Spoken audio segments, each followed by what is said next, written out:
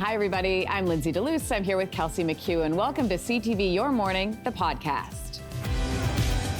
So this week, we are taking a deep dive on what it was like to be in the U.S. Capitol during one of the most consequential elections in U.S. history. Anne-Marie traveled with the Your Morning team to Washington, and she will share the stories you didn't get to hear in just a moment. We'll also have some other important conversations, including how to recognize the signs of a stroke. The number of Canadians who've had a stroke is up, so we'll get some potentially life-saving tips from nurse Jake Mossop. We'll also talk to Malcolm Gladwell about the 25th anniversary of his bestseller, The Tipping Point. And stick around for the end of the podcast to find out why chocolate is costing so much more these days. Now let's turn to a moment in history. Anne-Marie was in Washington, D.C. as part of CTV's coverage of the U.S. election.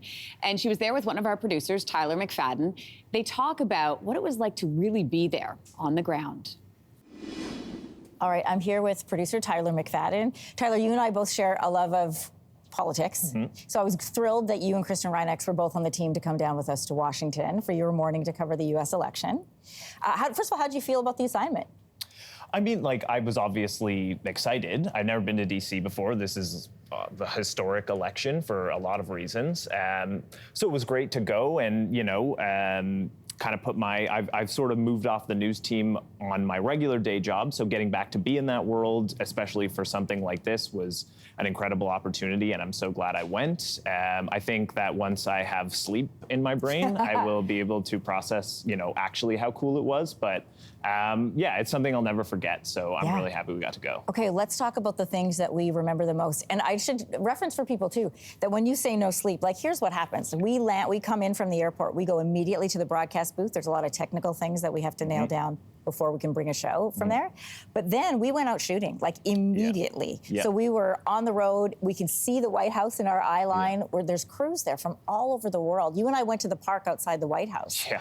And we started talking to the crews that were set up there. And help me remember the countries. There was Vietnam, Taiwan. There was Vietnam, there was Taiwan, there was Japan, there was Czech, I think it was Czech Republic. Yeah. So when you stop and you ask people, why did you come? And they said, well, this is an election that affects people in our country. All of them said that. It was a huge consequence. So it was interesting to see that reflected in the media coverage. Yeah, the whole world was there. And when for our actual live broadcast position, we had on our, if you're looking at us, to our left was a Spanish language news channel that was based out of Miami, and to our right was CNN Portugal. Okay. And then it was BBC was there. There was a German network there. Yeah. So it was just a whole row of people from across the world, which was really cool. Like you said, we went down to the White House, and they were there as well. The White House park was fun. We had a lady with a boombox blasting Christian music who followed us around wherever we were shooting, which was really nice. The cameras always attract people who have something to say. Yeah, she has playing her gospel music and then switched to profanity-laced rap when we started to shoot, which was an interesting choice for her. And that was the day before Election Day. And so then on Election Day, there was I would say, a sense of anticipation. Two things. People were excited to vote. Yes. And a lot of people we noticed had voted early. Yeah. And then there was also, people would tell you there's this feeling of anxiousness because, as one voter said to us, this used to be a regular process. You'd vote, they'd count, they'd declare the winner, and then you'd get on with the business of living in the United States. Yeah. But all that changed January 6th because there was they'd seen protests and riots in the U.S. before, but never around an election. Yeah. Yeah, exactly. And we had a guest on the next day who works as an election official. She was a Republican, and then she worked for the Biden administration on election security. And she'd been doing this for 30 years.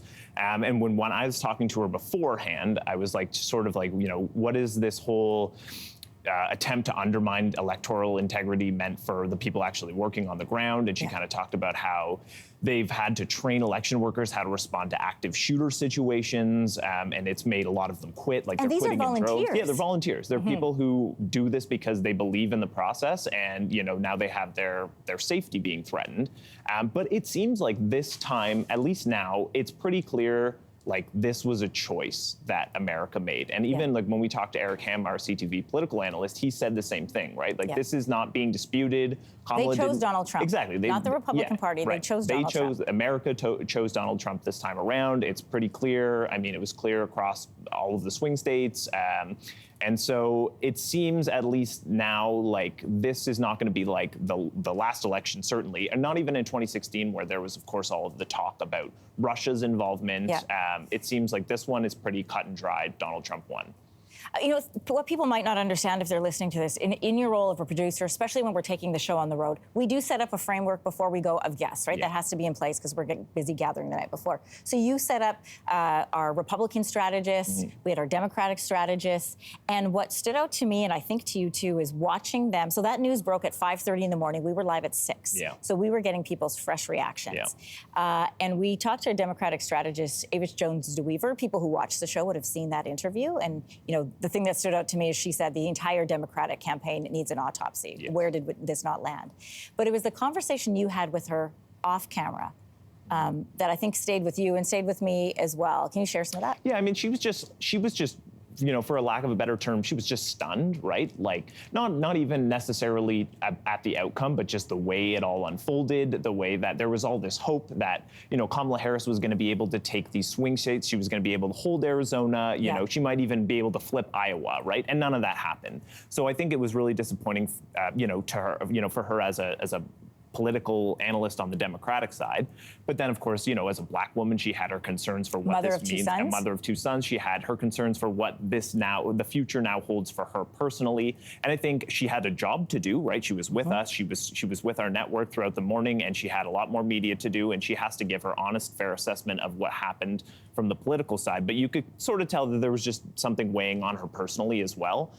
She still managed to do a phenomenal job with everything. Great. Yeah, she was really great. She was really candid with us.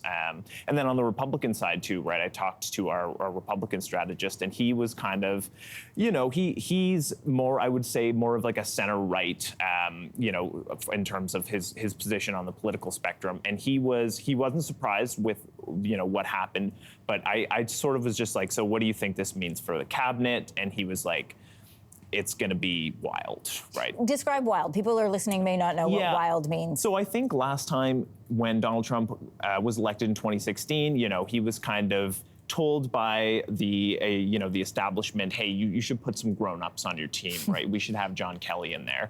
And that, of course, we know how that went. They lasted all not very long. It was a carousel. Yeah, it was a carousel. Really. Like, I don't even remember all of them because there were so many. I remember Sean Spicer. Yeah, I remember Sean. Yeah, it'll be interesting to see who he puts in front of the podium this time. Yeah. But like, I mean, I wouldn't be surprised if we saw RFK Jr. with some important position in this administration. Like, well, he's hinted at giving him a health-related position. Exactly. Well, I mean, he's already talking about clearing out the FDA, which is a scary thought. But yeah, like, I assume those loyalists, those outsiders, if you will, like, we're going to see them.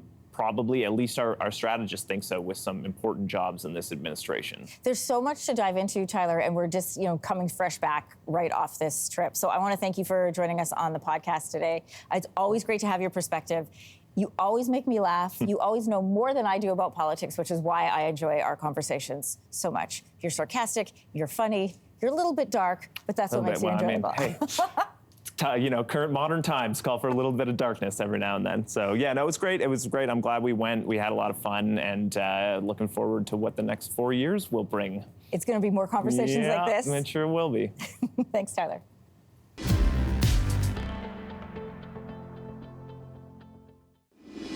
Heart and Stroke Canada says every single year, more than 62,000 Canadians experience a stroke. This makes it one of the leading causes of death and disability in this country. So recognizing the warning signs that you or someone you're with is having a stroke, obviously that's the first step to potentially saving a life. Lindsey, you had a conversation with nurse Jake Mossop for some vital stroke awareness tips. Here's that interview. Let's start with the basics, Nurse Jake. What is happening to your body when a stroke is occurring? So when we're having a stroke or a stroke is occurring in our body, the blood flow to our brain is either significantly reduced or impaired. And when this happens, we have cellular death because we're lacking oxygen. So we have to remember that our blood's primary purpose is to carry oxygen around our body in the hemoglobin, and it delivers it to our tissues and organs like our brain and muscles. So there are a variety of different types of strokes, but the two most important are two main ones that happen are when there is a blockage, which is an ischemic stroke, or when the vessels burst, and that's called a hemorrhagic stroke. Okay, so the effects that a stroke could have on a person are what? Yeah, so our brain helps with our bodily function. So when there's cellular death and there's a lack of oxygen, we can see impairment. So we can have lack of movement on one side of our body. So fun fact, when you have a stroke on the left side of your brain, it affects the right side of your body and vice versa. You can have difficulty with speaking or even paralysis. And then of course with our brain, you can have impacts to your memory, difficulty thinking, and strokes can be fatal, like you said off the top, right? It's scary. And so it's important that depending where the stroke is happening in your brain, that you seek medical attention very quickly so you can try to reverse the damage. So let's talk about the signs that you're in the moment having a stroke or you're with somebody that is experiencing that. So there's an acronym, FAST, so FAST. Walk us through that. Yeah, so as healthcare professionals, we really want to educate Canadians on this. This is something that the National Stroke Association created. And again, it's to help Canadians with early warning signs of a stroke so they can seek help fast. And so F stands for facial. So you want to look to see and ask people to smile. And so if you see an uneven or a drooping in the face, then you know that this could be, the person could be experiencing a stroke. A stands for arms. So like I said, you can have limited mobility on one side of your body. So you can ask someone to raise both their hands. And if you see a downward slant or they have different muscle tone, then they could be having a stroke. S is for speech. So you can ask a loved one or a person to just say or repeat a simple sentence like the sky is blue. If they have difficulty saying it or it's slurred speech, this could be a warning sign. And the last letter in FAST, T, is for time. It's time to call 911 and you want to do that immediately. Yeah, research has shown if you can get someone care within the first few hours, it can prevent long-term damage or even death. Okay, so let's back it up a little bit and say, how can we prevent a stroke in the first place? Yeah, prevention is key. And so we want to look at what are those things in our life or lifestyle choices that could be impacting or making us have a stroke. And so the first one is tobacco usage. So people who smoke, research has shown that they're at 2 to 4 times increased risk of having a stroke. So cut back on smoking. Alcohol consumption also puts people at risk of having a stroke. So we want to, well, what we say, and I have to remind myself of this, is that it's 2 drinks per day for men is normal and 1 drink a day for women. Yes. So there's that. Yeah, and then exercise is really important. We say 30 minutes of exercise at least 5 times a week. So and that could be walking, right? Yeah, like that could be anything cardiovascular. It doesn't have to be high intensity. Just get up. Even if you have a dog, walking your dog is a really great example. Or even anything stationary if you have limited mobility. And then the other thing is eating healthy. So nutritious foods and maintaining a healthy body weight. Okay, I don't even want to say this. Picture this. Rats entering your house through the toilet. What would you do? How do you react to that? Like this. Okay, this is a frightening reality, though, for some people in one Ottawa neighborhood where rats have infiltrated the sewer system. They've also been seen on the streets, gathering around bird feeders. I am not here for this. No. So what is the city doing about it? Well, Anne-Marie talked with Riley Brockington, an Ottawa City Councillor for the River Ward, with more. Okay, first of all, can you walk us through why there are so many rats in particular Ottawa neighborhoods right now? What's going on? Well, I don't know whether or not we have more rats in the city than previous years or whether people are encouraged to report them and report their sightings. There's been a resurgence of a working group at the city that's focusing on rats and all the challenges associated with them. And we do want people to call the sightings in and some of the challenges that they're having. But certainly it's disconcerting to see various neighborhoods be impacted, including in my ward. And I'm pleased the city, as I said, has resurrected a working group that focused particularly on the rat issue. Okay, so while the focus group is working together, I imagine your email inbox is full and your phone is ringing. What are you hearing from constituents about what they're having to deal with? Yeah, it goes through various waves, whether it's connected with major construction projects or not. Certainly I've seen in my own ward some neighborhoods that really have never had issues with rats before now contending with that challenge. There are certainly tips that the city and Ottawa Public Health can provide people to make sure their properties are tidied up and not an inviting place for the rats to come. And certainly if a neighborhood is having issues, everyone has to row together to make sure that properties are well kept, that food waste is well containerized, no fallen fruit on the ground, no bird feed, as you said in your introduction. So there's many steps the city is doing as the city themselves, as the corporation, but also tips that we're sharing with businesses, landlords, private property owners on what we can all do to make sure the rats don't come, first of all, and don't stay. We know that they're bad neighbors, and once they set up shop, it is very difficult to get rid of them because if they don't find food in their area, they'll go off and then bring it home. The city is resorting to baiting the sewer system, which was considered a bit of a last resort. Can you tell us what that is? Yeah, I to be honest, I myself have mixed reviews on the success and even utility of baiting the sewers, but rats don't exclusively travel in the sewers. I think we all think that that's the case. You see movies where rats are always in there. Most rats travel on the surface, but there is a baiting program that the city of Ottawa does where, particularly in neighborhoods where they're having serious challenges, they'll go in and they'll lay bait down there, which the rats consume, which does kill them. I'm trying to be more proactive. So if we know there are neighborhoods that are going to receive, a large construction project is going to start, certainly I've seen rats relocate once a large construction project starts, heavy vibrations, maybe a road is having water infrastructure renewed underneath. To do that proactively, to make sure you put sort of your defenses up before the rats start relocating and come into a neighborhood. So it's a bit of a 1-2 punch. You want to be as proactive as possible, but then when rats do show up, you want to have a good plan to attack the problem as soon as possible. Listen, Mr. Brockington, I know that East and West don't often meet on politics, but there are some great rat removal companies in the province of Alberta, and your committee might want to maybe check in with them, see what they can do about the rat problem in Ottawa.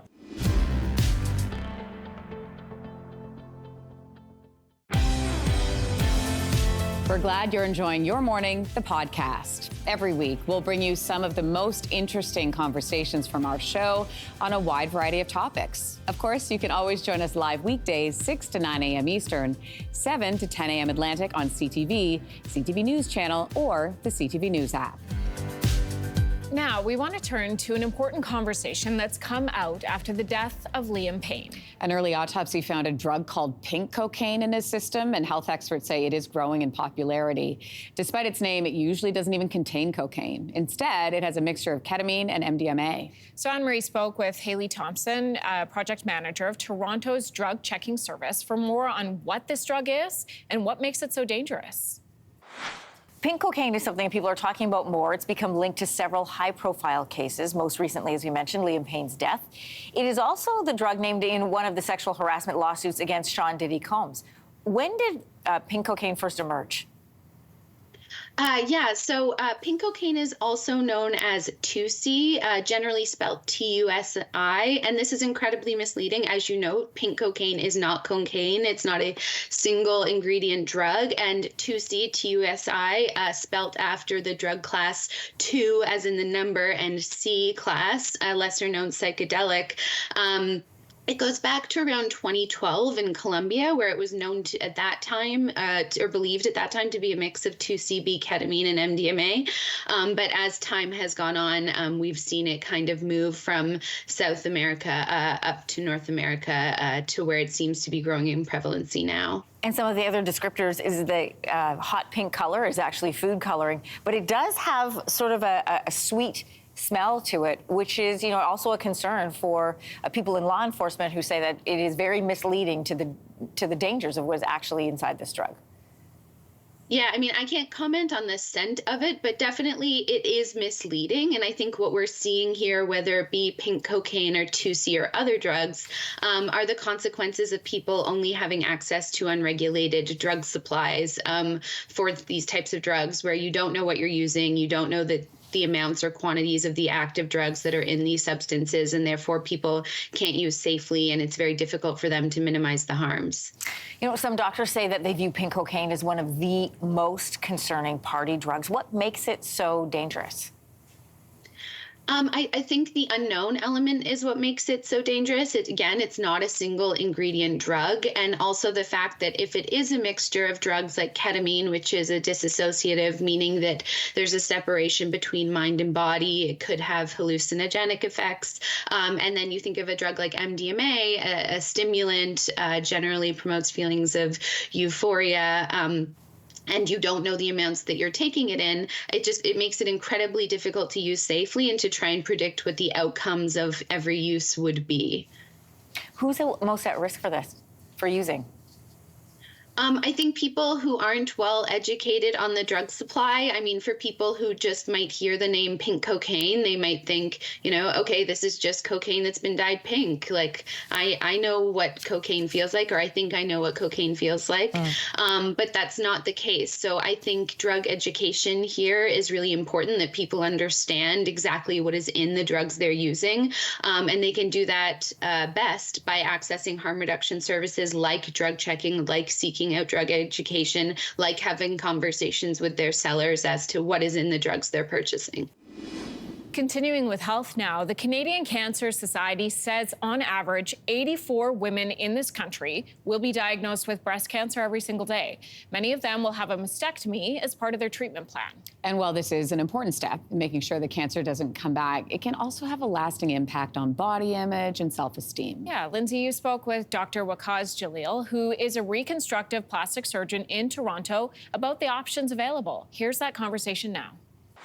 Let's talk about the different types of breast reconstruction surgery. What are the options for women? So after mastectomy, we generally like to classify really two options that are available to most women. The first one is usually an implant-based option, which is a silicone shell or silicone implant that we place in. And then the other option is just using your own tissue from another place in your body. Common areas like this could be in your back, your abdomen, or even your thighs. Which is more common? So typically in Canada, about 75 to 80% of women tend to choose implant-based reconstruction, with about 20 to 25% choosing tissue-based reconstruction. And what are the parameters for the decision-making? It's just a personal choice? Yeah, so really good question. It basically can be an individual choice. A lot of parameters go into that decision by most women. A lot of it is related to downtime and what they're willing to kind of undergo for a procedure like that. Typically with implant-based reconstruction, we can see women getting back to normal activities at about 4 to 5 weeks. Usually with tissue-based reconstruction, we can see them getting back to normal activities even a little bit later on, maybe about 6, 8 to 10 weeks. It takes a little bit longer. Yeah. And what happens during each surgery? So this is awesome. This is a really good segue for us, because a lot of people think it's just the plastic surgeon in the OR, and that's certainly not the case. It's almost like a symphony orchestra. Yeah, for sure. We have a general surgeon in the OR, and they start the procedure by doing a mastectomy. And usually the general surgeon and the plastic surgeon work together during that portion to try to make sure everything is basically as good as we can get it. And then the next step is the reconstructive process, and that's usually decided in consultation before the procedure, and that's where we make the decision of whether we're choosing an implant-based reconstruction or a tissue-based reconstruction, and that's when that procedure starts. It's really nice because basically patients don't have to go to the OR or get surgery multiple times to get everything done in one setting. And how long does each surgery take? So the actual surgery. The actual surgery. So we like to break it up, but typically with implant-based surgery, if you're doing 1 or 2 sides, it can range from 3 to 4 hours. And then if you're doing 1 or 2 sides with flap-based or tissue-based surgery, it can take anywhere from 6 to 9 hours. Oh, wow. Quite a difference. How much does it cost? Really important question, and I'm happy to say that we're really fortunate, we're really lucky to be living in Ontario, where anything related to breast cancer reconstruction after mastectomy or lumpectomy is covered under the Ontario Health Insurance Plan. It's really important because, as you can tell, when you're diagnosed with breast cancer, there's a lot of, it's a volatile time in everyone's lives. They shouldn't really be burdened with the idea of cost or making decisions based on cost.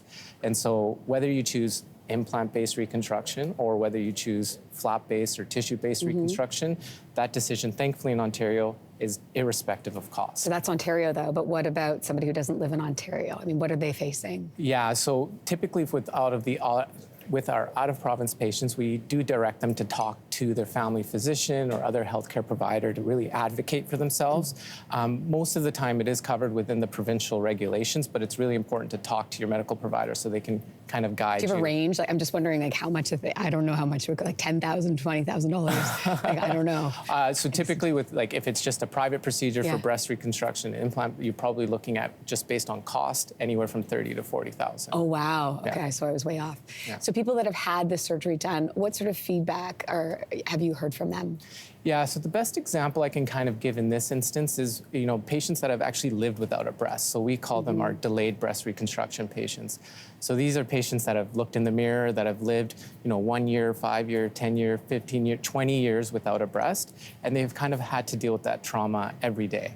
And so when they come into the office and they kind of, speak to us about, living like this and the impact that it's had, and they never knew that breast reconstruction was an option, and now they're looking to get it done, I have to say 100% of the time their feedback after having gone the surgery is so positive, and they end up being the best advocates for other patients to get those surgeries. Risks involved in this?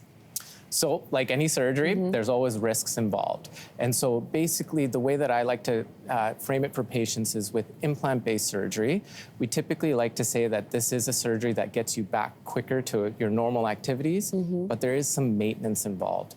And so, like any implants, they're gonna age with you, they may need to be replaced, there may be like touch-up or revisional surgeries involved, and sometimes you have to be okay with that. The good part about flap-based or tissue-based reconstruction is that it is your own tissue, so it ages with you. It's not something that typically needs revisional surgery, but there is a bit more of an upfront cost in the recovery process that you have to start out beginning with it, like I was speaking about the 6 to 10 or 12 weeks of recovery. You really have to weigh your options and clearly know what is covered in your province. Yeah. Dr. Jalil, thanks for being here and walking us through that today. We really appreciate it. Yeah, no problem.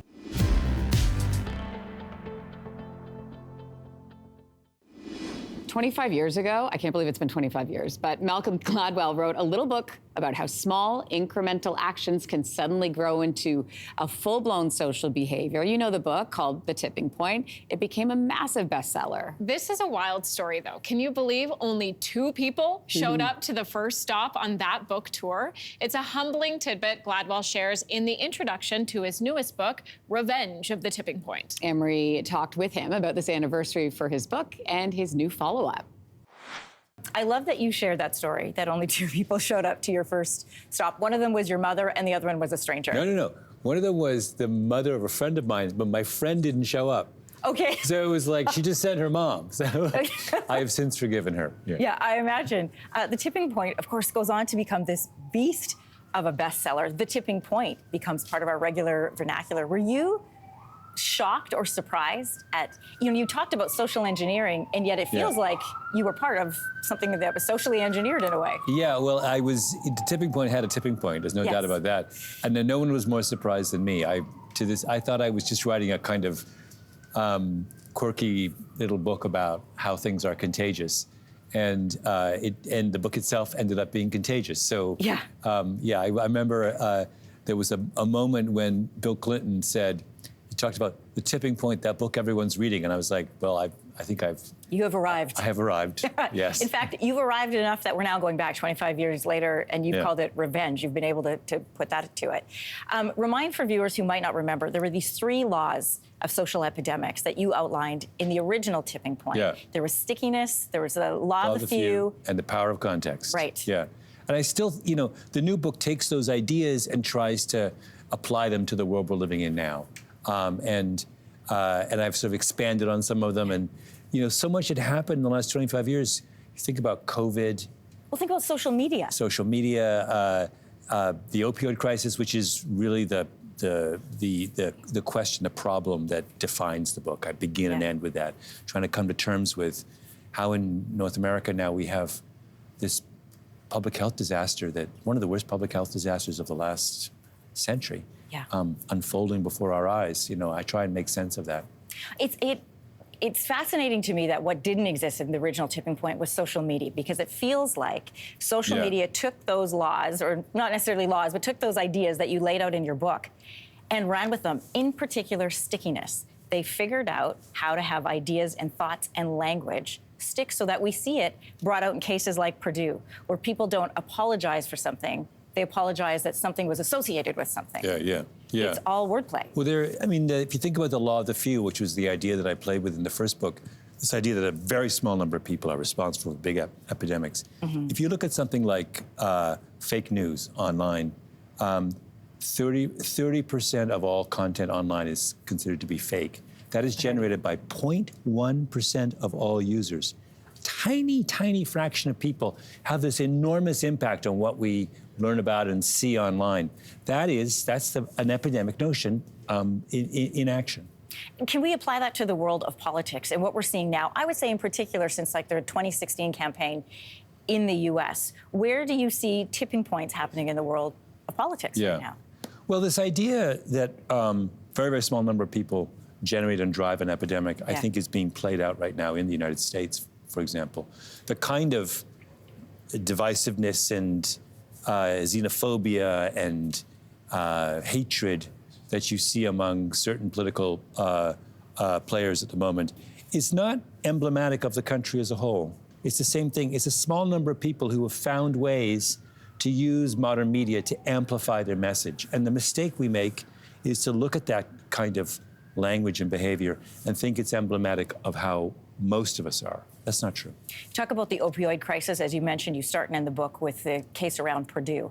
And you bring up this idea of overstories. Can you share with us what that means and use that in that context? Yeah, I got really interested. In all of my books, I've always been interested in how we're shaped by our communities, our environments. And in this book, I talk about this notion of the overstory, which is that communities, cities, countries have these kinds of common sets of narratives that are incredibly powerful in shaping behavior. So when I looked at the opioid crisis, the most striking thing about it is that it's not everywhere.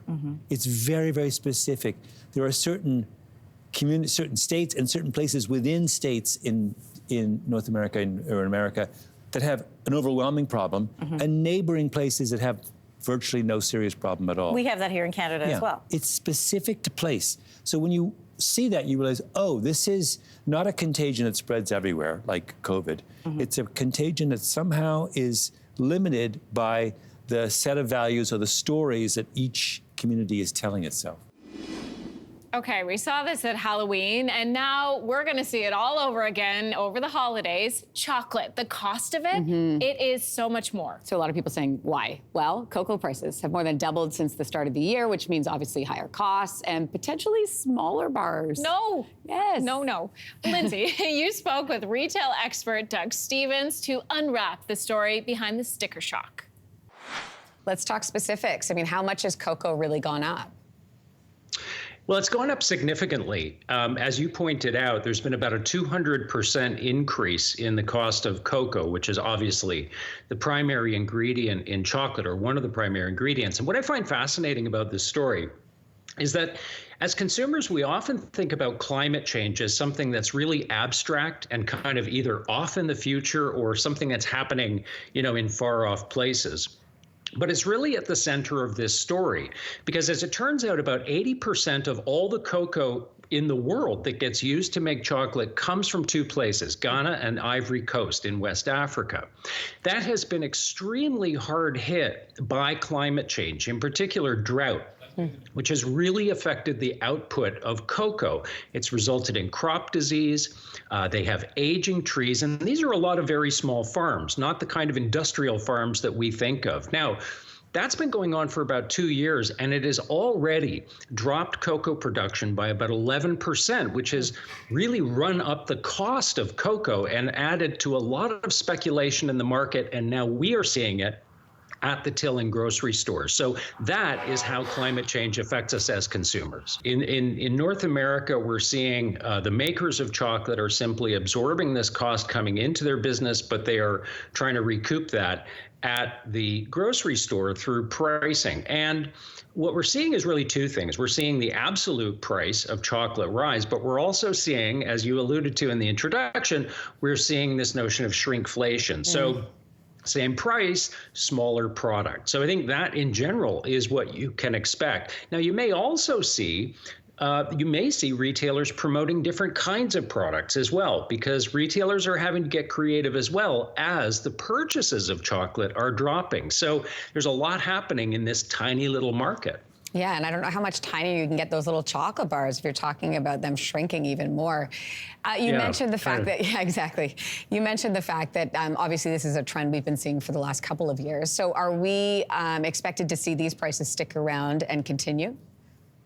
Yeah, and that's a great point. And it's also a story about how long it takes to wind and unwind supply chains. So even if this climate-related issue, which they do anticipate some relief from in the near future in West Africa, even if that abates, it's still going to take some time for that production ramp up to trickle down through the supply chain. So we're probably looking at least a couple of years more of high prices in this category. Doug, in your opinion, what's the best chocolate bar? Oh, well, that's a really tough question because I don't discriminate when it comes to chocolate very much. But I'm going to go with Kit Kat. That's one of my go-tos. That's my number 2. I'm going to go with Coffee Crisp. Not that you were asking me, but there we go. Thanks so much for being with us today. For more great conversations, download or hit subscribe to Your Morning, the podcast on the iHeartRadio app or wherever you get your podcasts. And don't forget, you can watch us live weekday mornings on CTV, CTV News Channel, or the CTV News app. Start your morning with us.